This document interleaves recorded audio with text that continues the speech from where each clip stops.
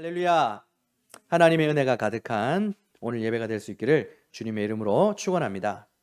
여러분, 신약 성경 요한복음 6장을 보면 떡 5개와 물고기 2마리로 5,000명을 먹이신 사건이 나오죠. 그 사건을 뭐라고 부릅니까? 오병이어라고 부릅니다.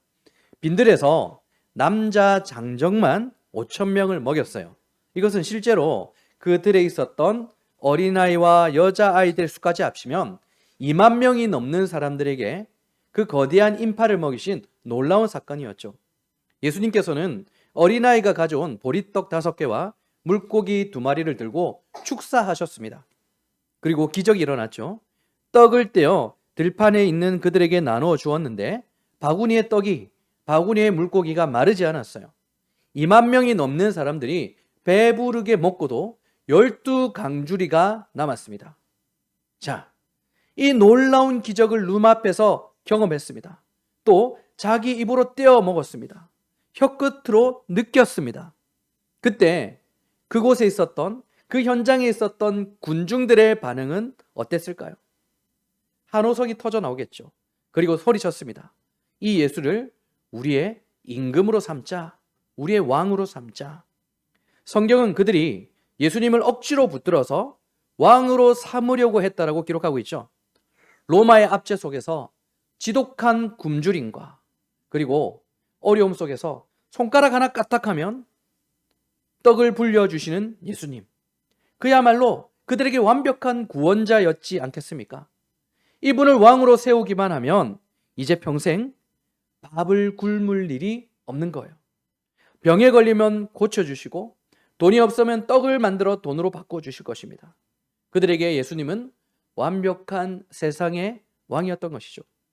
그러나 자신을 왕으로 추대하려는 수만 명의 한호성을 들었던 예수님은 어떻게 반응하셨습니까? 기뻐하셨을까요? 와, 저들이 나를 왕으로 세우려 하구나. 기뻐하셨을까요? 아니죠. 예수님은 그 열광하는 군중들을 뒤로 한 채 숨어버리셨습니다. 다음 날, 날이 밝았습니다. 수만 명이 눈을 떠보니 예수님이 온데 간데 없이 사라진 거예요. 난리가 났습니다. 그들은 배를 타고 산을 넘고 바다를 건너 예수님을 추적했어요. 그리고 마침내 가버나움에서 예수님을 찾아내게 됩니다. 그들이 예수님께 이렇게 말하죠. 랍비여, 언제 여기 오셨습니까?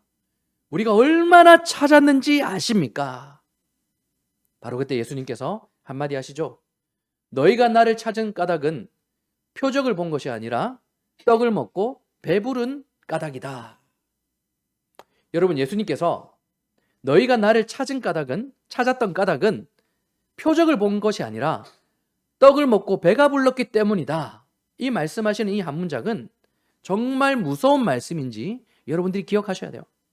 예수님은 지금 그들의 신앙적인 열심과 그들의 뜨거운 찬양과 기도의 밑바닥에 있는 인간의 탐욕에 대해서 세밀하게 해부하고 계시는 것입니다. 너희가 산을 넘고 바다를 건너 나를 열심히 찾았지만 그 열심은 나를 원한 것이 아니라 너희를 배부르게 한 나의 능력 때문이다.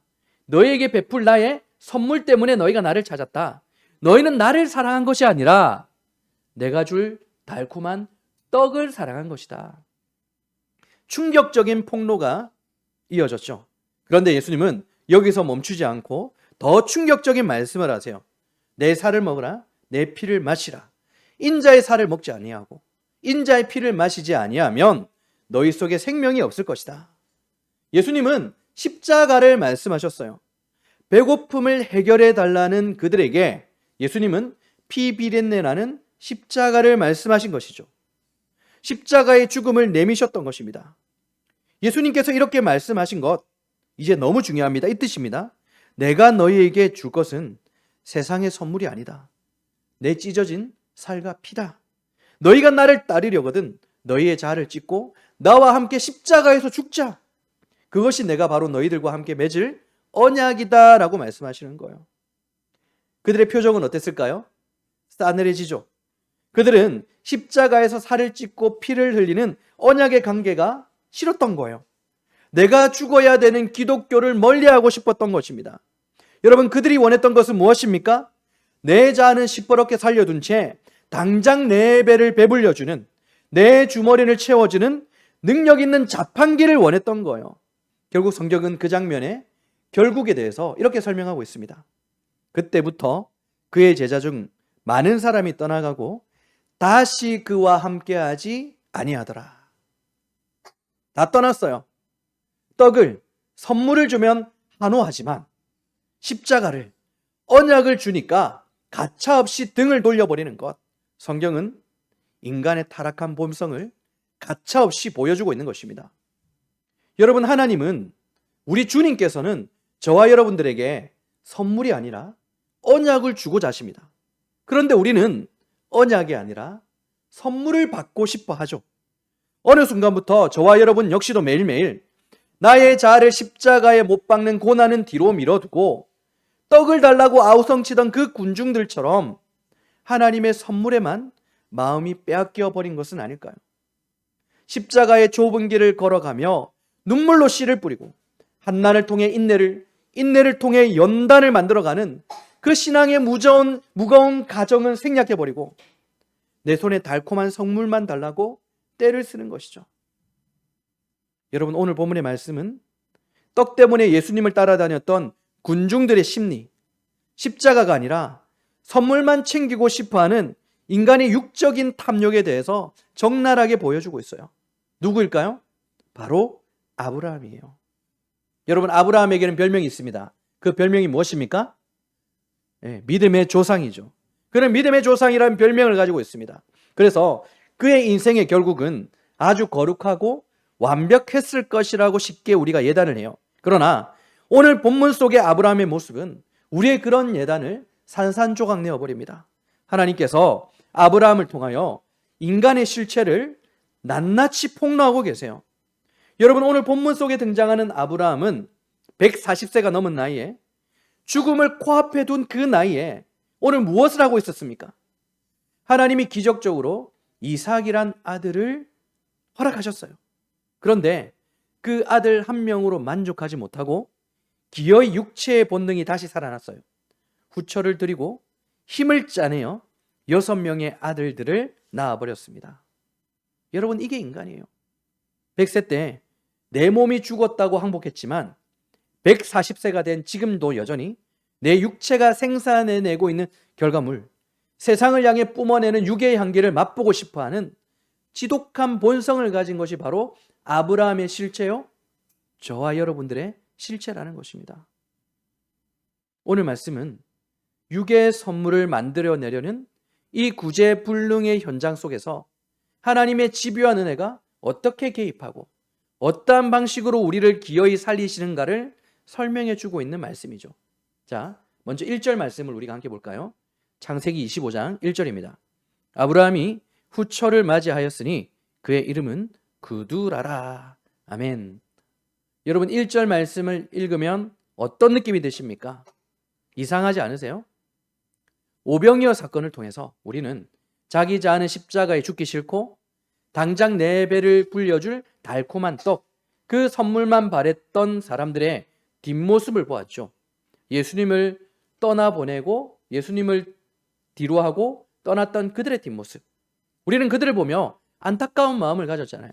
그런데 방금 읽은 1절의 이 말씀은 그 타락한 군중의 뒷모습이 이름 모를 어느 불신자의 모습이 아니라 바로 믿음의 조상이라는 별명을 가진 아브라함의 모습이라는 것을 우리에게 가르쳐주고 있어요. 자, 1절의 말씀을 우리 머릿속에서 다시 한번 상상을 하며 그 상황을 봅시다. 아브라함이 후처를 맞이하셨으니 그의 이름은 그두라라. 아브라함이 언약의 아들 이삭을 낳았을 때 그의 나이가 100세 때였어요. 그때 아브라함이 뭐라고 하나님께 고백하고 있었습니까? 하나님, 내 몸은 이제 완전히 죽은 고목나무와 같은 상태입니다. 안에 살아도 죽은 태입니다. 생물학적으로는 자녀를 낳을 수 없습니다라고 했어요. 철저하게 하나님 앞에서 항복했습니다. 내 힘과 내 능력, 그리고 현실적으로 불가능하다라고 고백했어요. 그 무력감, 그 항복 속에서 기적적으로 얻은 아들이, 하나님의 은혜로 얻은 아들이 누구라고요? 바로 이삭이었다라는 거예요. 그런데 오늘 본문에서 아브라함이 몇 살입니까? 140세. 죽음을 코앞에 둔 상태였어요. 평생을 함께한 아내를 직접 무덤에 묻었죠. 그리고 아들 이삭도 장가 보냈습니다. 자, 이제 우리가 기대하는 믿음의 조상이란 장막 속에서 거룩하게 기도하며 생의 마지막을 보내야 할 것 같아요. 그게 바로 믿음의 조상다운 모습이 아닐까요? 그런데 140세가 넘은 늙은 아브라함은 지금 도대체 무슨 일을 저지르고 있습니까? 다시 장가갔어요. 젊은 후처를 맞았어요. 그리고 이어지는 2절을 보시면 시므란, 욕산, 무단, 미디안, 이스박, 수아, 기가 막히게 6명의 아들들을 낳아버렸어요. 여러분, 성경은 이 당혹스러운 장면을 통해서 무엇을 폭로하고자 하시는지 아시겠습니까? 6명의 아들들을 낳았죠. 6명. 숫자 6이에요. 여러분, 숫자 6은요, 성경에서 완전조 7에서 하나 모자란 수잖아요. 그래서 불완전함, 인간의 한계라는 뜻을 얘기해요. 믿음의 조상 아브라함이라 할지라도 인간의 한계를 가진 불완전한 사람이라는 뜻이에요. 그의 결국은 불완전하다는 뜻이에요. 여러분, 100세 때 분명 그는 하나님의 은혜 앞에 항복했던 사람이었죠. 그런데 자신의 죽음이 코앞에 둔 140세의 나이에 이르러서 그의 육체가 다시 무서울 정도로 자신의 생명력을 과시하며 새로운 결과물들을 만들어버렸어요. 여러분, 이것이 하나님께서 기뻐하셨던 모습일까요? 자, 중요한 단서, 그의 아내, 부처, 그두라라는 사람이에요. 이름의 뜻은 향기라는 뜻을 가졌어요. 자극적이고 달콤한 향신료를 뜻하겠죠. 아브라함은 세상의 자극적이고 달콤한 향기에 취해버린 것입니다. 설마 싶죠? 여러분, 그두라를 통해서 낳은 둘째 아들의 이름이 무엇입니까? 미디안이에요. 훗날 요셉을 애굽에 팔아넘긴 상인이 미디안 족속이죠. 이들은 훗날 낙타 등에 가득한 보석과 향품을 신고 다니면서 어마어마한 부와 권력을 축적한 세상의 강자들이었어요. 다시 말해 140세에 아브라함이 자신의 육체적 힘을 통해 낳은 자녀들은 결코 세상에서는 실패자들은 아니었어요. 그들은 세상에서 가장 달콤하고 매력적인 그들의 향기를 뿜어내는 사람들이었어요. 사람들은 그들을 보며 부러워했죠. 매혹적인 향기를 뿜어냈으니까요. 돈 냄새, 번영의 냄새, 성공의 향기를 진동하게 만드는 매력적인 존재들이었다라는 거예요. 여러분, 육체의 본성이라는 게 무엇입니까? 도둑질하고 사기치는 게 육체의 본성입니까? 그것만 말하는 게 아니죠. 여러분, 진짜 무서운 육체의 본성은요, 세상 사람 누구나 박수치는 부러워할 만한 달콤한 성공의 향기를 만들어내는 거예요. 인간은 본능적으로 그두라의 자식들이 뿜어내는 화려한 세상 성공의 향기에 매료되게 되기 때문에. 여러분, 돈 많은 사람 부럽잖아요. 많은 것을 가진 사람 부럽잖아요. 그 세상의 향기를 가진 사람 부럽잖아요. 인간의 본성이 그런 거예요. 세상 사람들은 그들을 보며 부러워서 박수를 치며 놀라워했죠. 그러나 여러분, 세상의 눈에는 완벽한 성공작이었을지 몰라도 하나님의 구원 역사 속에서 이들은 철저히 배제되어야 될 육체의 열매였습니다. 육체의 본성이 뿜어내는 향기가 아무리 매혹적이어도 그것은 십자가 은혜를 통과한 언약을 대신할 수 없기 때문이에요. 빛과 어둠이 공존할 수 없듯이 말입니다. 여러분, 아브라함은 비록 다행입니다. 이 육체적 연약함 때문에 실수를 했어요. 하지만 인생의 마지막 순간에 무서운 영적 현실을 자각한 것 같아요. 하나님의 은혜가 그에게 임한 것 같아요. 달콤한 육체적 향기가 하나님의 언약에 피해를 줄까봐 하나님의 언약으로부터 멀리 해야 될 것을 결단하게 됩니다.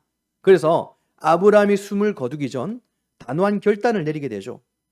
구두라를 통해 낳은 자녀들을 언약의 자녀인 이삭과 철저하게 분리시키는 거예요. 5절과 6절의 말씀을 볼까요? 창세기 25장 5절과 6절입니다.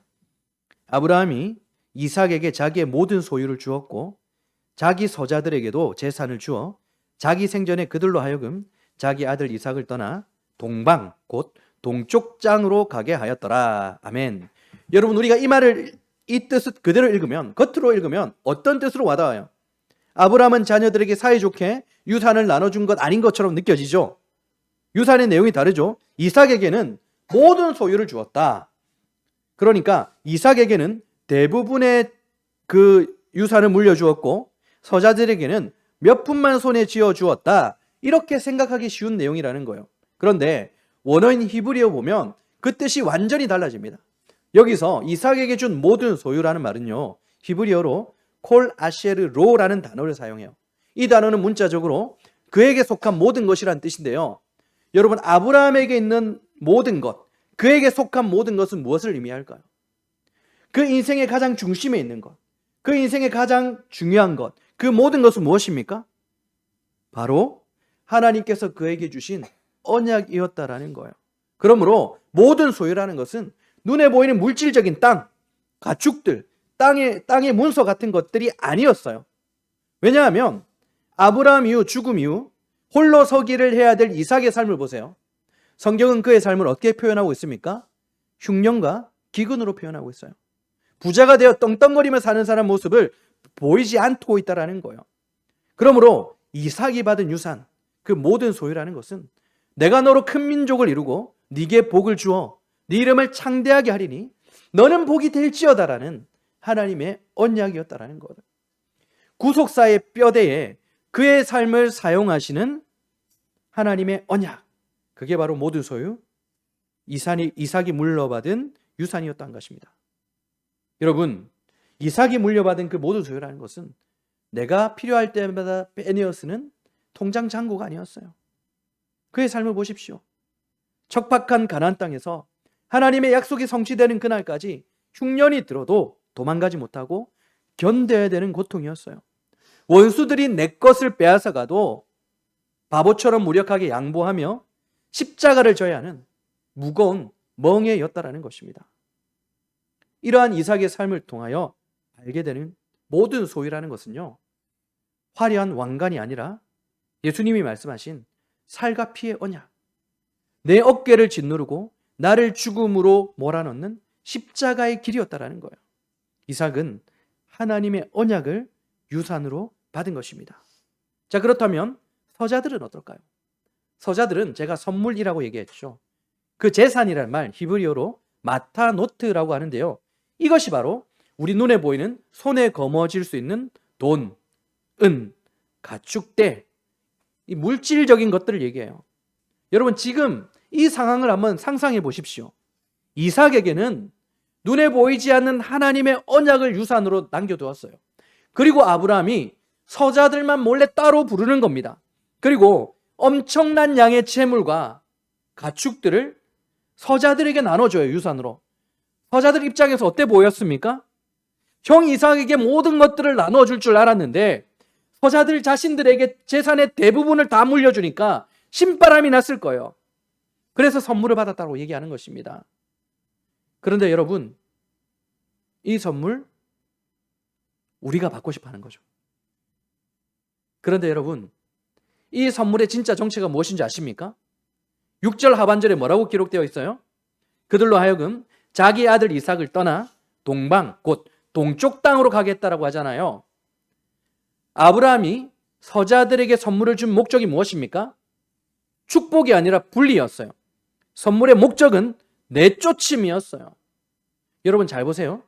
아브라함의 서자들을 어디로 보냈다고요? 동쪽이라고요, 동쪽. 아담과 하와가 에덴에서 쫓겨난 후 갔던 곳이 에덴의 동쪽이에요. 가인이 동생 아벨을 죽이고 하나님의 낯을 피하여 문명을 개척한 곳이 바로 에덴 동쪽 놋 땅이었어요. 사람들이 하나님의 뜻을 정면으로 거부하며 바벨탑을 쌓기 위해 이동했던 곳이 바로 동쪽 방향이었어요. 아브람과 롯이 재산이 많아 서로 분리되어질 때 롯이 소돔으로 갔다고 했죠. 그때 성경은 롯이 동쪽을 택했다라고 얘기하고 있습니다. 그러므로 성경이 말하는 동쪽이란 어디를 말하는 거예요? 단순한 지리적 방향이 아니라 동쪽은 십자가의 언약을 버리고 스스로 하나님이 되어 문명을 개척하고 쾌락을 추구하는 세상의 심장부라는 것을 얘기하는 거예요. 하나님이 안 계신 곳, 하나님의 은혜를 거부하는 곳, 하나님의 언약을 거부하는 곳, 하나님의 말씀을 멀리하는 곳이 바로 동쪽입니다. 그두라의 아들들은 아브라함이 던져준 그 막대한 선물을 챙겨서 미련 없이 동쪽으로 갔어요. 그곳에서 화려한 왕국을 세웠던 것이죠. 여러분, 겉으로 보면 완벽히 그들의 승리로 보입니다. 이삭은 언약의 자손으로 가나안에서 흉년이라 맞고 우물이라 뺏기면서 힘겹게 살아가는데 서자들은 동쪽에 가서 어려움 없이 부자로 살아가고 힘과 권력을 얻게 되잖아요. 여러분, 누가 승리한 사람처럼 보입니까? 누가 승리한 것처럼 보여요? 서자들이 승리한 것처럼 보이죠. 하지만 영원한 진리의 관점으로 볼 때 그들의 결말은 무엇입니까? 그들이 받은 달콤한 선물은 십자가의 생명에서 끊어지고 영원한 멸망의 지옥불로 끌려가는 사형 선고장을 받았던 거예요. 사랑하는 여러분, 오늘 여러분이 하나님께 바라는 것은 무엇입니까? 여러분이 매일마다 간절하게 기도했던 것은 무엇입니까? 선물입니까? 언약입니까? 여러분, 이삭이 짊어졌던 그 무거운 소유, 주님이 내미셨던 그 찢어진 피와 살의 언약을 여러분 갈망하고 계십니까? 기근을 견뎌야 되고 세상으로부터 바보처럼 손해봐야 되고 내 자아를 철저하게 부인해야 되는 그 피 묻은 십자가를 유산으로 여러분 받아도 괜찮겠습니까? 아니면 그두라의 서자들이 갔던 그 동쪽, 예수님을 십자가에 못 박아버리고 도망갔던 그 선물을 받고 싶습니까? 한국교회가 왜 이렇게 타락을 해버렸는지 저와 여러분들의 시선이 어디 있는지만 봐도 우리가 금방 알 수 있어요. 여러분, 답이 나오죠. 우리는 선물을 바라고 있잖아요, 선물을. 하지만 여러분 명심하십시오. 하나님이 여러분을 서자로 취급하며 언약적 삶이 아니라 선물을 받는 삶으로 이끄신다면 그것은 세상에서 가장 끔찍한 영적 유기의 증거인 거예요. 저와 여러분은 끝까지 예수 그리스도의 십자가 밑에 머물며 이삭이 견뎌야 했던 그 흉년을 견뎌내야 되는 거예요.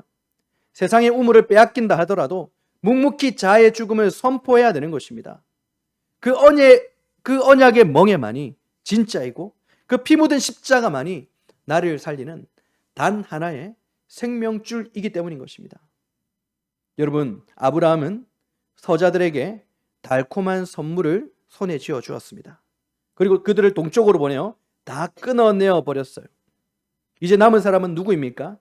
가나안 땅에는 그 무거운 언약의 십자가를 홀로 질고 살아가야 될 이삭만 남았어요. 이삭만 덩그러니 남았어요. 그런데 여러분, 이어지는 내용을 보시면 또한 우리의 예상을 완전히 빗나가게 만듭니다. 자, 여기서 끝날 줄 알았는데요, 아주 기가 막힌 반전이 일어나고 있죠. 어떤 반전이 이어지고 있습니까? 육체의 서자들을 동쪽으로 매몰차게 쫓아내신 하나님은 이제 남겨진 언약의 아들 이삭과 이미 오래전에 세상 강야로 쫓겨나 야생마처럼 떠돌던 또 다른 서자 이스마엘을 함께 불러 모으시는 거예요. 자, 9절 말씀 봅시다. 제가 읽습니다. 그의 아들들인 이삭과 이스마엘이 그를 마무리 앞 해쪽 속 소알의 아들 에브론 밭에 있는 막벨라 굴에 장사하였으니. 아멘.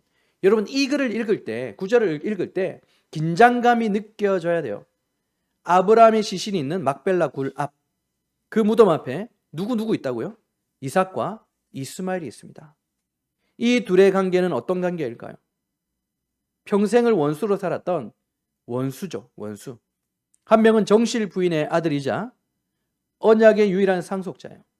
또 다른 한 명은 이런 상속자를 놀렸다라는 이유로 물 한 가죽 부대만 진 채 광야로 쫓겨났던 버림받은 여종의 아들이에요. 이스마엘은 그 메마른 광야에서 죽을 고비를 넘기며 오직 도끼 하나로 버텨왔을 거예요. 자기 힘으로 활을 쏘아대며 양육강식의 세상에서 거대한 제국을 이뤄냈습니다. 반면 이삭은 어떻게 살아왔습니까? 온실 속 하초처럼 그냥 쉽게 언약을 물려받았어요. 여러분, 이 둘은요, 섞일 수 없는 물과 기름의 관계예요. 그런데 성경은 이 둘을 기어이 아버지 무덤 앞으로 한자리로 불러내는 거예요. 오늘 보면 16절을 보시면 이스마엘은 광야에서 살아남아 12방백이라고 하죠.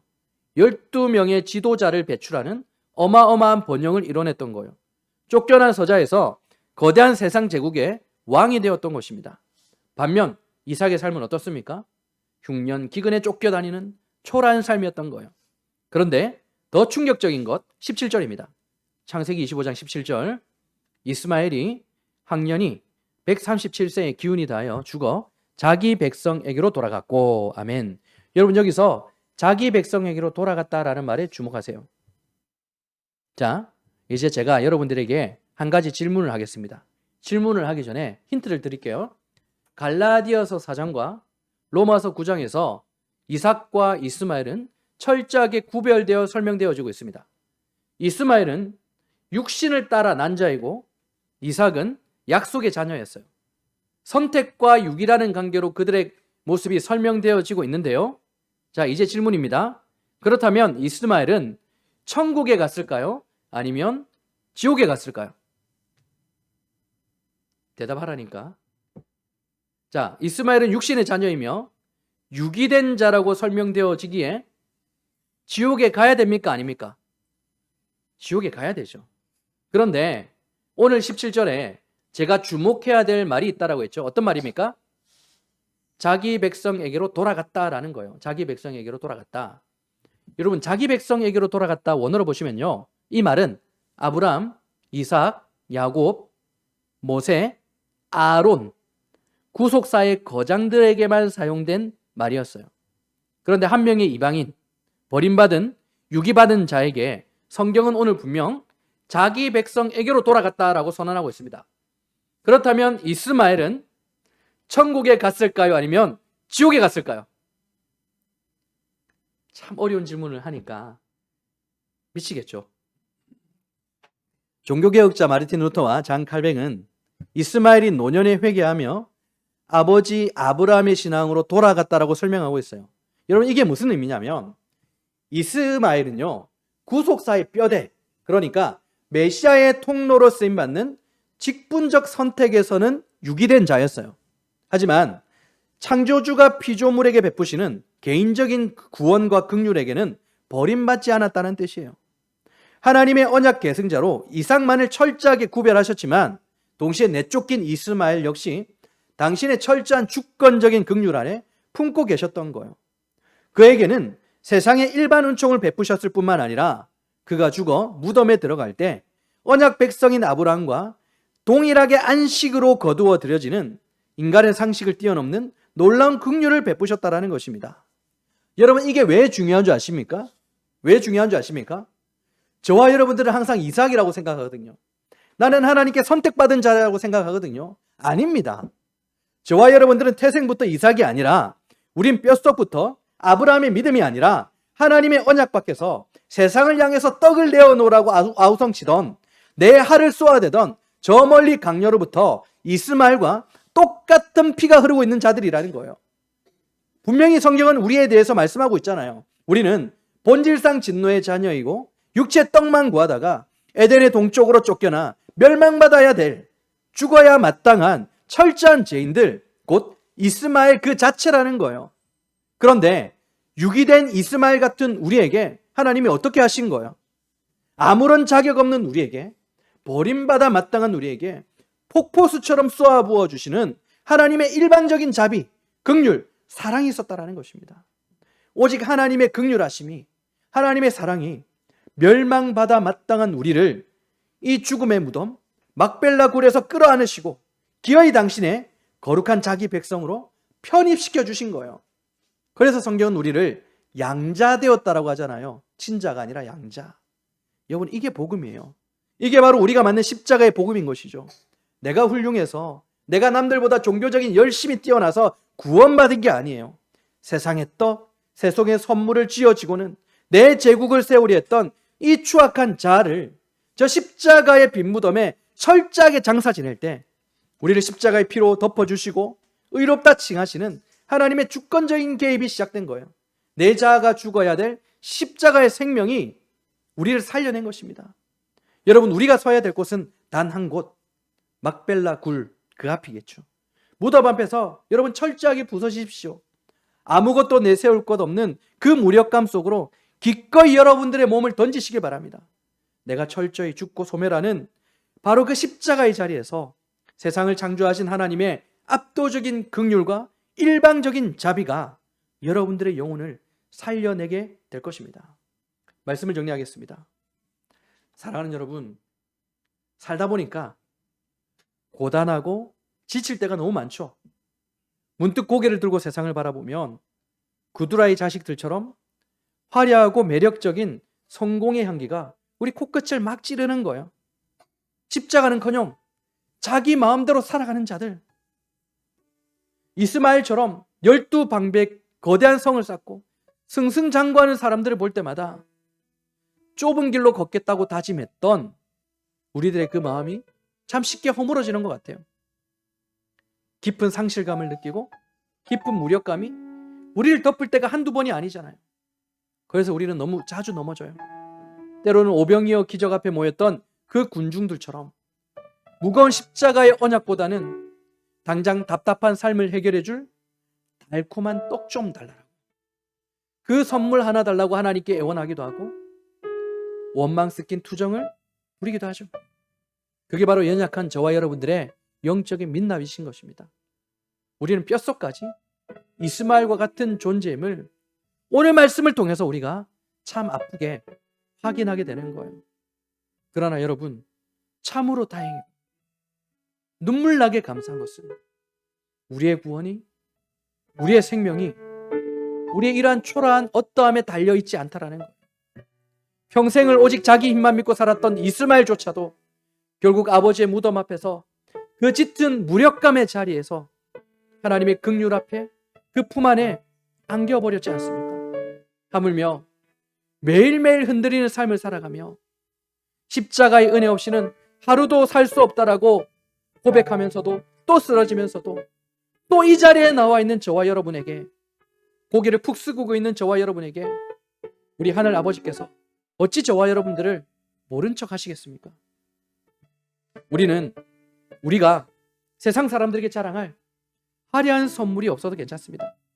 남들처럼 번듯한 12방백이라는 타이틀이 없어도 괜찮습니다. 내 손에 쥐어진 것이 상처투성인 빈손이라 할지라도 아무런 상관이 없습니다.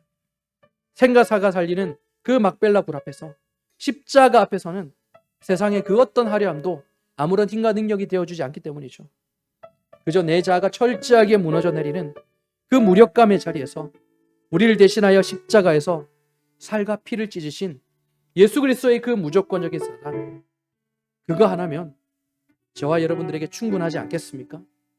그 크고 압도적인 사랑이 이스마엘보다 못한 우리를 이미 완전히 덮었고 이미 영원히 우리를 살리셨습니다. 이번 한 주간 우리의 삶의 자리로 돌아갈 때 세상의 달콤한 떡 냄새의 마음이 흔들리고 남들과 비교되는 초라한 나의 모습에 눈물이 날 때마다 막벨라 굴, 그 죽음 앞에 쏟아지어졌던 그 먹먹하고도 거대한 하나님의 긍휼을 조용히 떠올려 보시기 바랍니다. 저와 여러분들은 유기된 자였습니다. 철저하게 버림받아야 마땅한 자들이었습니다. 하지만 하나님의 긍휼은 우리를 죽음 앞에서 다시 살려내게 되었던 것이죠. 우리의 모든 연약함과 부끄러움, 심지어 우리의 탐욕마저도 십자가의 피 묻은 은혜 안으로 넓게 품어주시는 그 주님의 따뜻한 품 안으로 여러분 들어가시길 바랍니다. 참된 안식과 기쁜 평안을 누리시길 바랍니다. 여러분, 각박한 이 세상 속에서 진정한 안식을 언제 느꼈습니까? 매일매일 긴장되는 삶을 살아가죠. 우리가 선물이라고 바라는 그런 것들 때문에 긴장하며 살아가며 하나님께서 부어주시는 진정한 안식을 누려본 적이 없지 않습니까? 오늘 십자가 앞에서 지금도 우리를 따뜻하게 품 안으로 안아주시는 주님의 그 긍휼과 사랑 앞에 안기십시오. 하나님은 기필코 저와 여러분들에게 놀라운 안식과 기쁜 평안을 주실 것입니다. 그 품에 안길 수 있는 저와 여러분들이 될 수 있기를 우리 주님의 이름으로 축원합니다. 우리 함께 기도하고 찬양하는 시간 가지도록 하겠습니다.